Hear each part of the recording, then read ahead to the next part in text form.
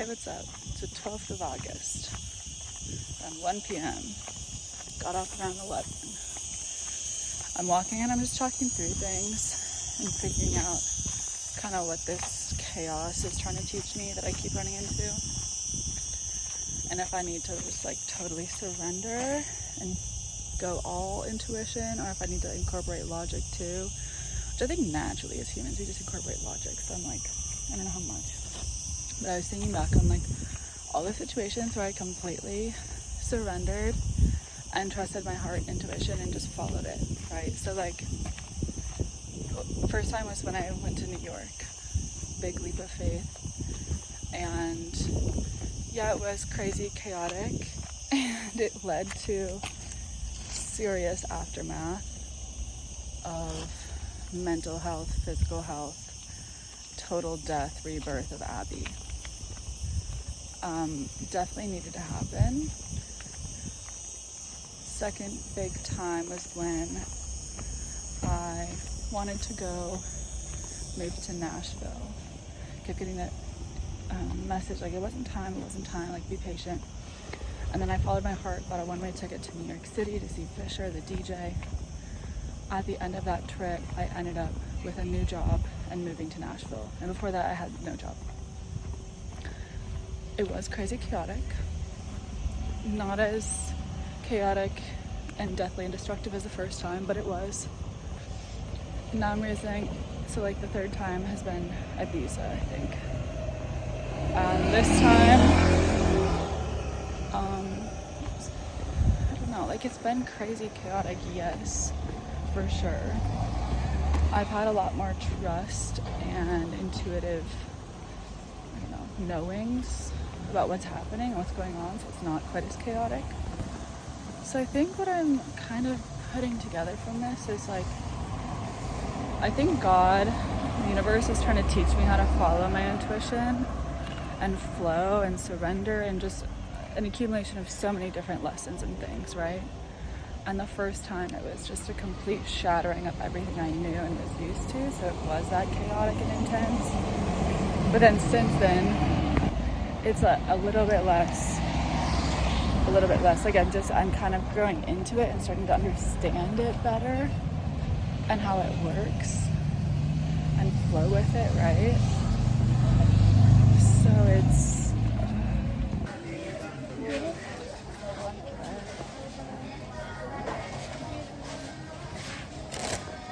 got some bread and orange juice. It was like €5 total. I have, I think, $30, which translates to roughly probably €24. I keep borrowing money from people, so I'm like trying to stop. And I get $10,000 at some point this week. I don't know when. Hopefully this week. It might be next. I don't know. So yeah, I think the overall theme is surrendering, and I have to trust my intuition right now as far as like, this is obviously a cheap meal, and the bread will last me probably for a few meals. I was buying mostly desserts yesterday, which is a little insane, but it was much cheaper than buying meals, because each baked good was like €3 or €4.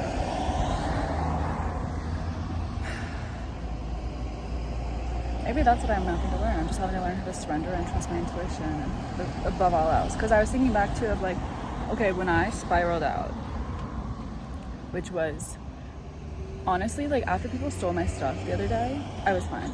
Like whatever.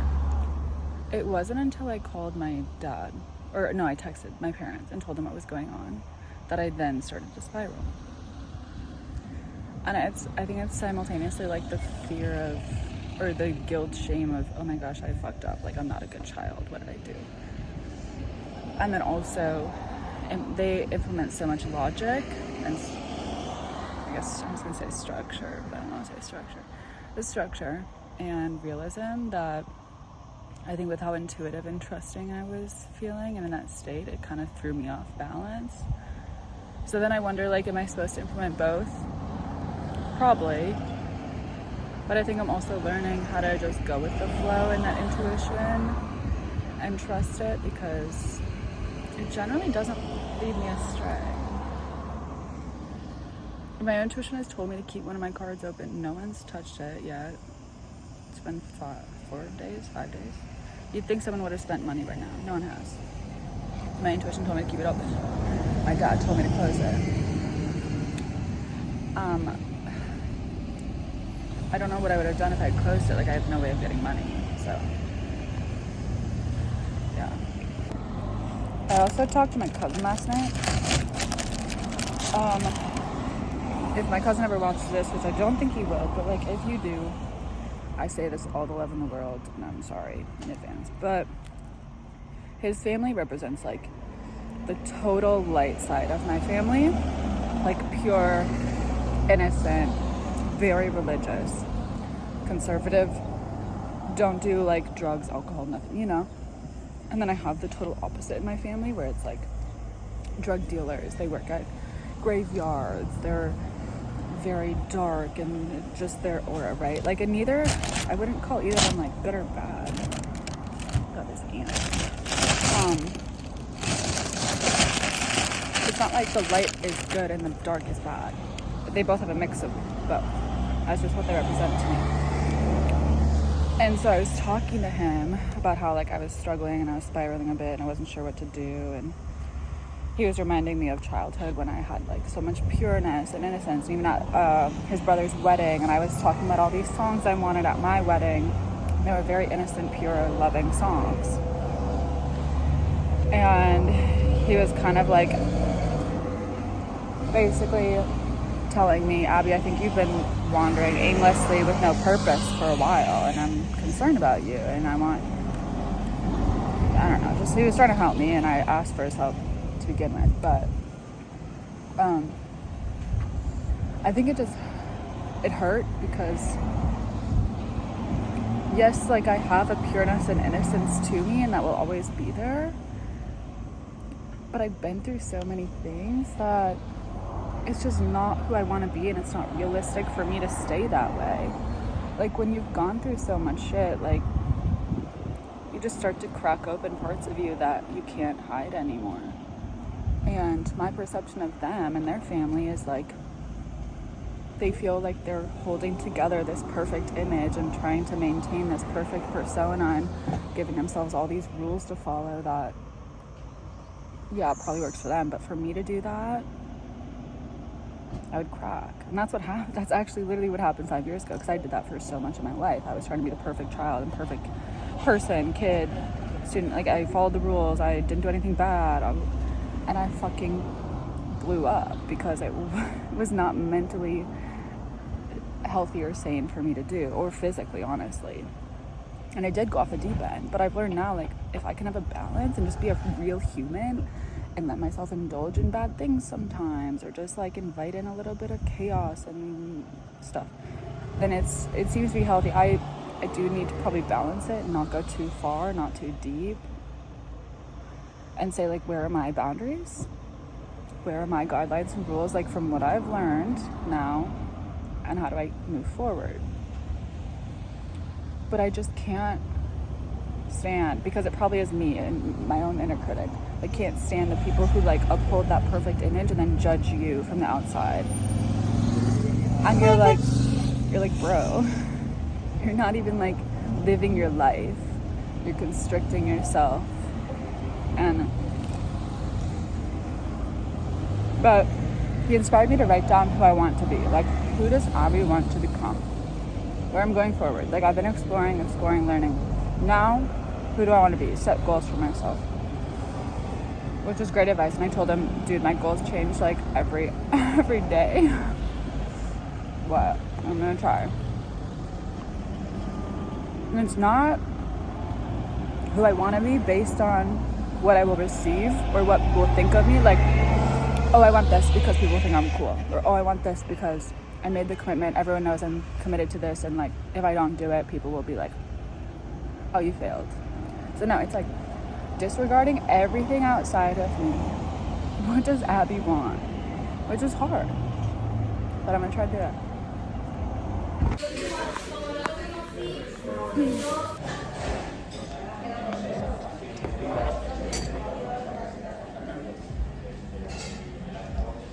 Like a little section with books.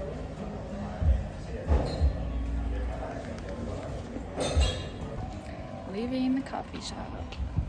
It's like 4:30.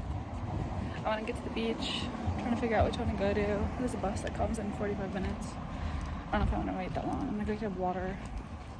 Hot balls.